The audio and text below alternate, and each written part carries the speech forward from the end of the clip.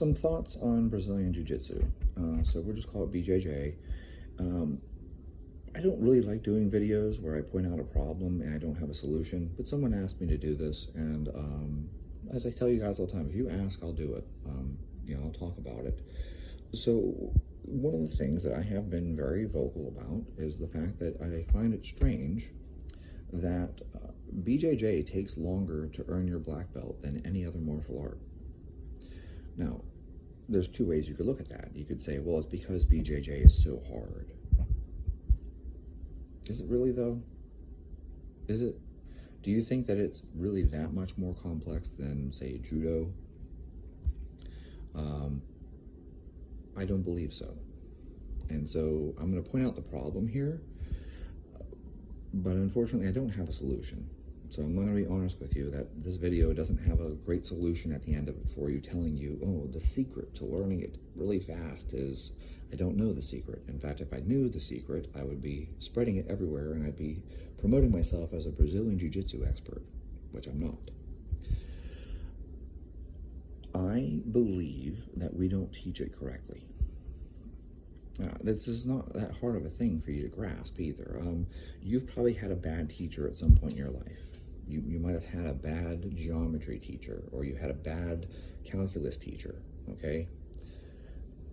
And then at some point in your life, you had a really good teacher, and they taught you maybe even the same subject, but they taught it very, very well.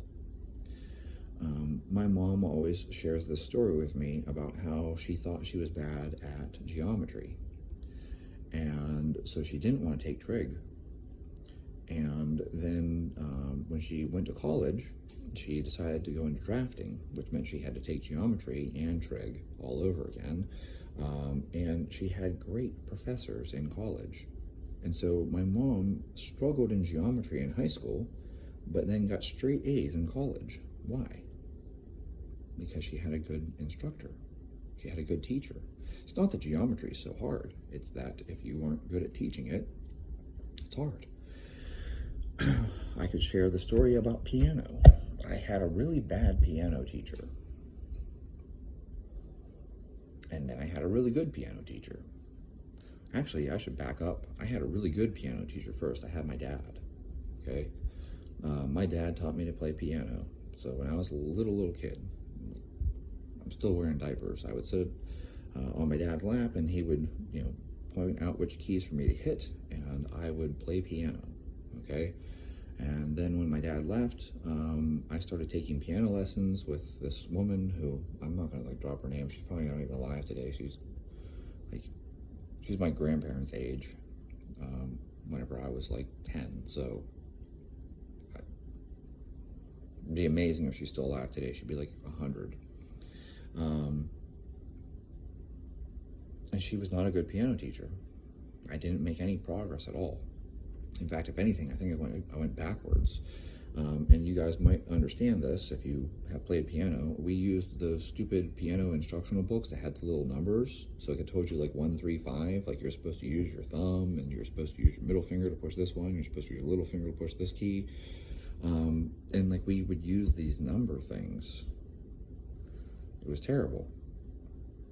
I wasn't learning to read music. I was learning to look at the numbers and figure out which finger I was supposed to push the key with, as if that matters. And it does matter, but it matters less than you being able to read the music, okay? If the goal is to read music, playing by number is not a great way for you to learn how to read music. It's just like people that do guitar tabs.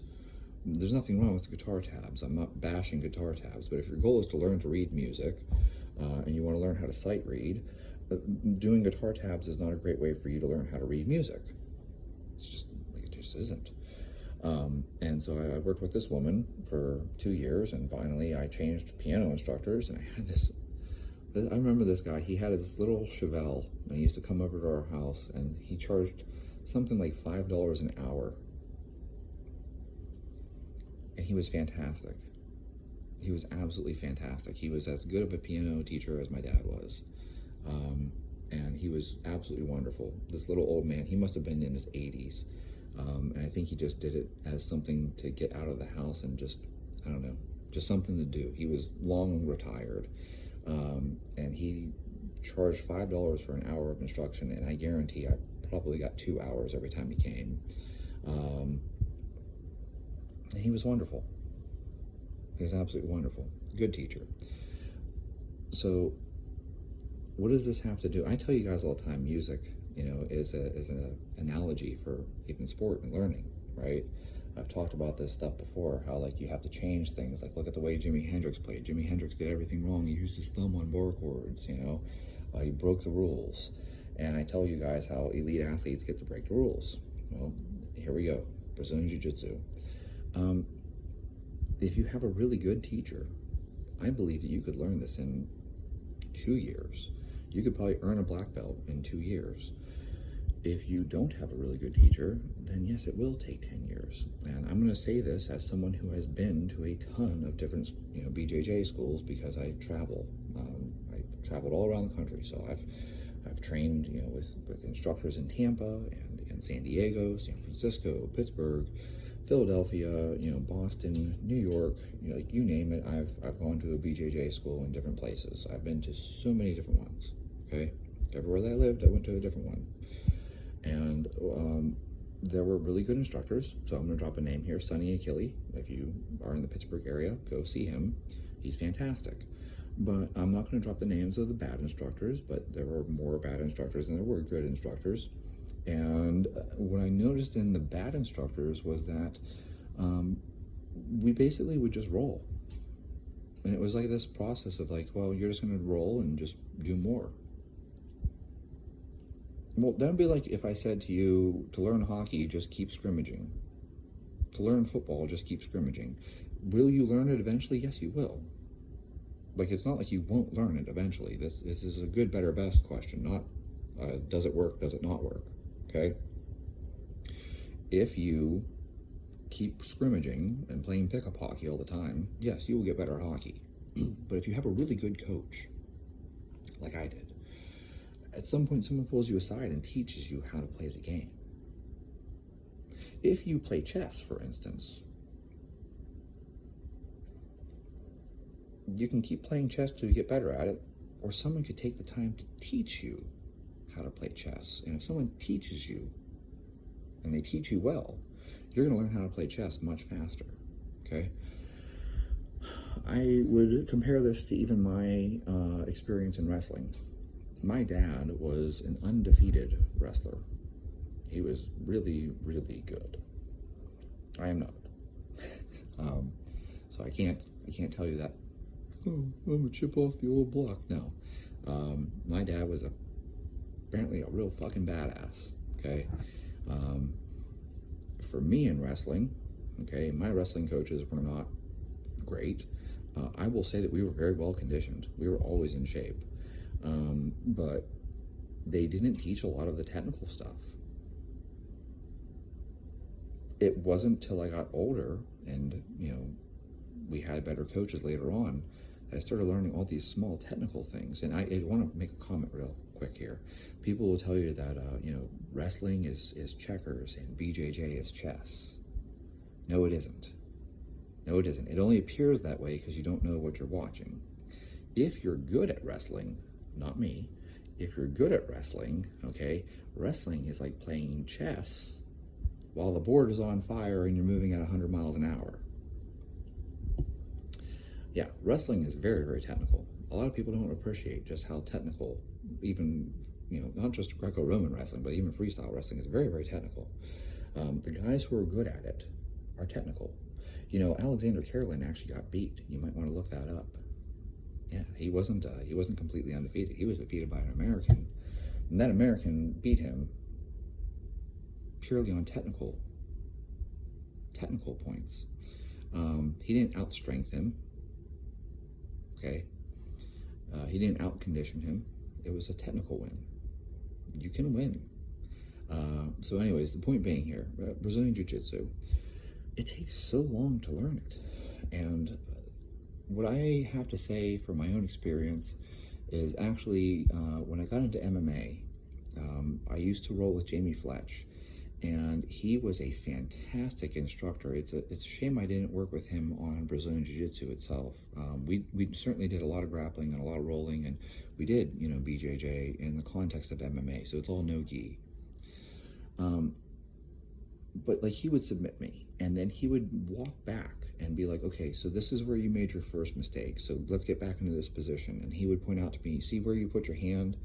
Well, that allowed me to get into this position here, which then allowed me to do this, which then allowed me to do this, and that's why I was able to get this, triangle choke on you. And it was like, okay, so it seems like I got choked out because of this move, but actually it was like 3 moves earlier that I screwed up and had my arm in the wrong position. And so he then took advantage of that mistake and just continued working. He knew where he was headed. He knew he was headed for a triangle choke the moment I placed my hand. We would do some movement, and he would, catch me in an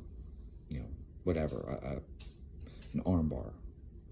And he would walk it backwards and be like, okay, let's get back into this position here. And he'd be like, this is where you made this mistake. Whatever I did, I put my arm in the wrong place, or I sat up too high, or, I had my knee in the wrong position or something. Maybe I had side control. He's like, the reason you lost side control is because you put your leg here. If you had put your leg over here, you would have maintained side control. But because you moved your leg, that allowed me to get over here, which then allowed me to do this, which allowed me to put you in guard, which is what allowed me to, and I maintained control of your wrist the whole time. So from side control, he had control of my wrist, and then, managed to spin into guard while maintaining control of my wrist, and now he's got an arm bar. He was very good at walking it back. And teaching me step by step. I have to say that I didn't get that kind of instruction whenever I would go to various BJJ schools. At least not all of them. Some of them were good. Like I said, Sonny Achille. But some of the BJJ schools I went to, and I don't want to be like, I'm going to say Gracie Baja, like that there was a Gracie Baja school I went to that was bad or something like that, and I'm just giving that as an example. I'm not bashing Gracie Baja, okay? But like, let's just say you went to a Gracie Baja school, and the instructor there, okay, this isn't a bash against Gracie Baja because there's a lot of them. The instructor there was basically just like, let's roll, and then roll more. Then you go to a different Gracie Baja school, and that instructor is like, let's roll, okay, now let's walk through. Let's roll, okay, this is where you made the mistake, let's walk through it again. You see the difference? So I'm even pointing out, like, 2 different Gracie Baja schools could be completely different based on the instructor. And so what I'm trying to express here is I think that we teach BJJ wrong. And I don't know what the best way to teach it is. There are certainly people like John Danaher who are very, very good at teaching it. But I feel like a lot of it comes down to the fact that many of these schools have an instructor who happens to just be very, very talented themselves. It's kind of like Michael Jordan as a coach. He's not going to be a great coach because he's just so talented. He can't break it down to teach other people how to do it. I've run into this problem myself in various contexts. There are certain things that I am good at, and I was good at it from the start. The problem is I don't know how to teach it to other people because it's like, well, you just do this. And I don't understand why they can't do it. And so I'm sitting here going, well, like, you just do this. And they're like, I don't know how to do that. And I'm like, what do you mean you don't know how to do that? You just do this. There are things in my life that I ran into where I realized, oh shit, I don't know how to teach this. I know how to do it, but I don't know how to teach it. And I think that you will find many of the BJJ schools have instructors who are just unbelievably talented. They're very, very good. And that actually ends up being almost a weakness in some ways because they do it so well and they're very capable, but they don't know how to teach it to a person who doesn't have that same like awareness or proprioception or I don't know what you ever want to call it.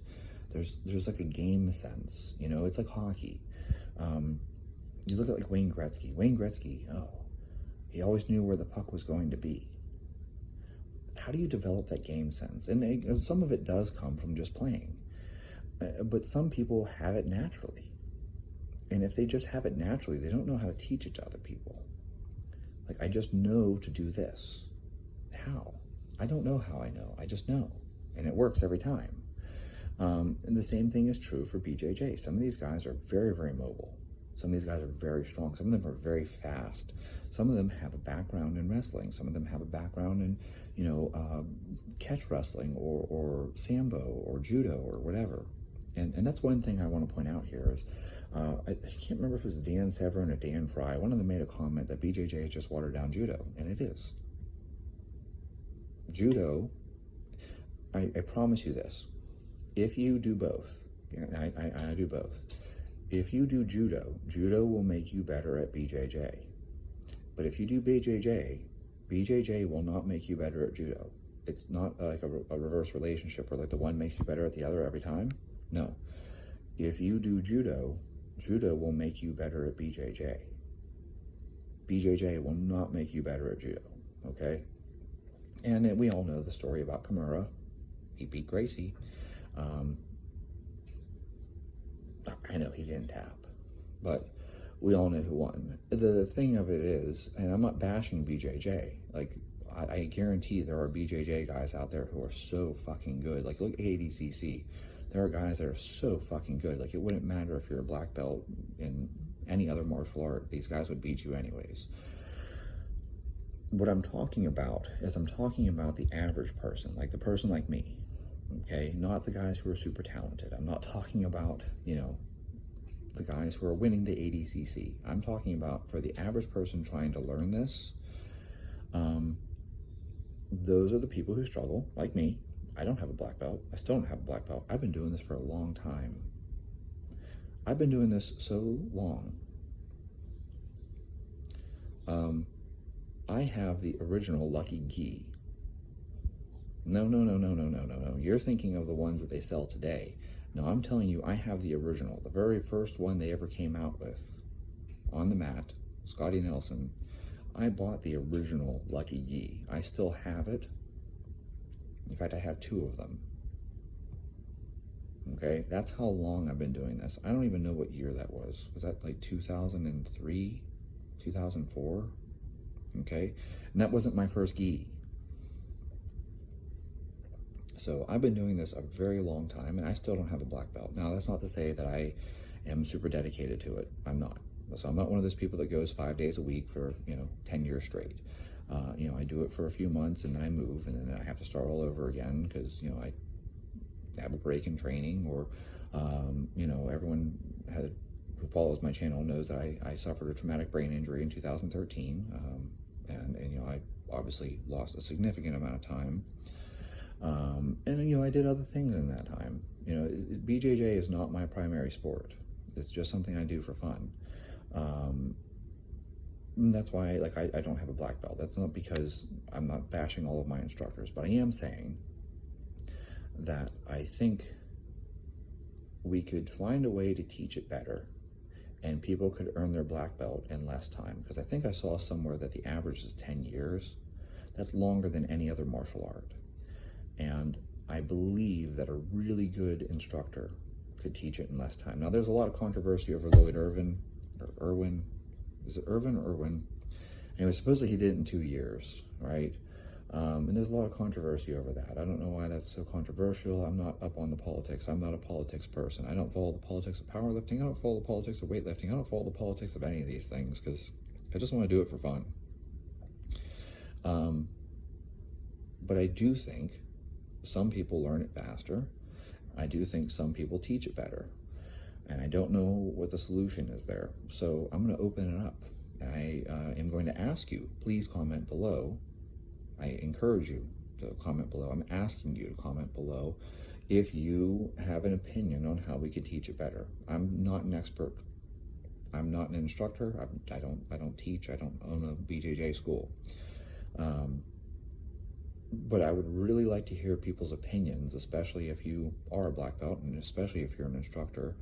What do you think we could do to teach people faster? Because I don't believe that it's a matter of just put in 10 years of just rolling every day. I think that there's a point where we could teach people things, and how you teach something really does make a big difference in how fast someone can learn it. I can tell you that from so many other things that I learned in life. You know, you could shoot 1,000 rounds a day. You can do that.